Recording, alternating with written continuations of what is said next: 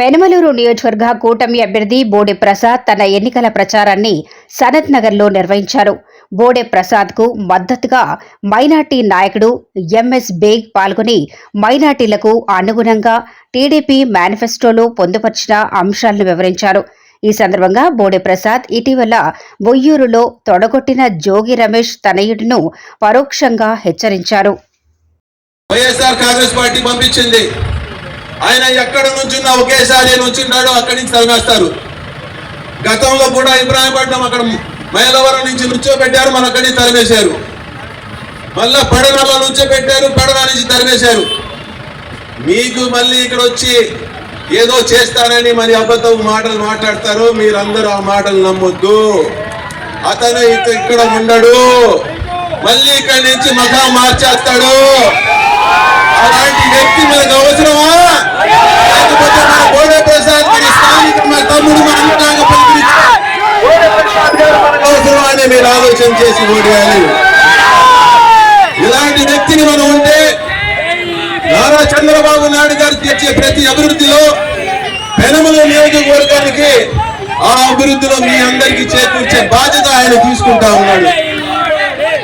ఈ రోజు మనకు లోకల్ గా స్థానికంగా ఉన్న బోడే ప్రసాద్ గారి కోసం మనందరూ కూడా ముస్లిం సోదరులందరూ కూడా ముందుకొచ్చి రేపు జరగబోయే ఎన్నికల్లో మే 13వ తారీఖున ముఖ్యంగా ప్రతి ఒక్క మహిళలు కూడా నేను చెప్తా ఉన్నాను, మీ అందరి కుటుంబాలు బాగుండాలి, మన పిల్లల భవిష్యత్తు బాగుండాలి, మన పిల్లలు కూడా అభివృద్ధి చెందాలి, మన పిల్లలకి ఇక్కడ స్థానికంగా ఉద్యోగాలు రావాలి, మన వ్యాపారాలు బాగుండాలి, ఇవన్నీ జరగాలి. దాంతో పాటు మన రాష్ట్ర అభివృద్ధిలో పాల్గొని మేడం నియోజకవర్గంలో చలో బహార్ అంటే ఇక్కడికి వచ్చి చేరాడు.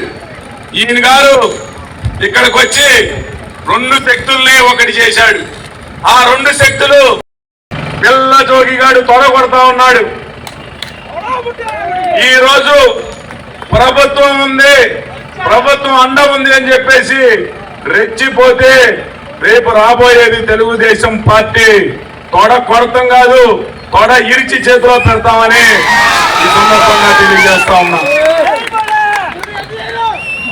మీరందరూ గమనించండి, కళ్ళబొల్లి మాటలతో ఇక్కడికి వచ్చి ఏదో చేస్తానని చెప్పి మళ్ళీ ఓడిపోతాడు, అడ్రస్ కనపడ్డావు. శాశ్వతంగా నేను ఈ నియోజకవర్గంలో పోలింగ్ లో పుట్టిన వ్యక్తిని. నేను ఇక్కడికి వచ్చి సైకిల్ వేసుకునో నడిచో లేకపోతే ఇక్కడ నాయకులతోనో అనేక సార్లు ఈ రోడ్లలో ప్రతి ఒక్కరికి కనపడతా ఉంటా. పక్కనే పిలిస్తే పలుకుతా.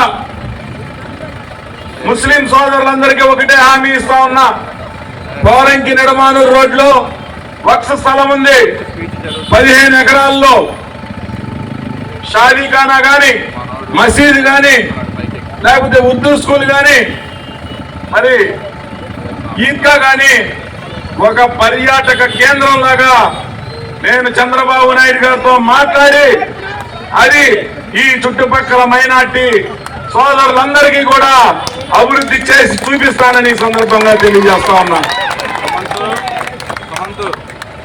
నేను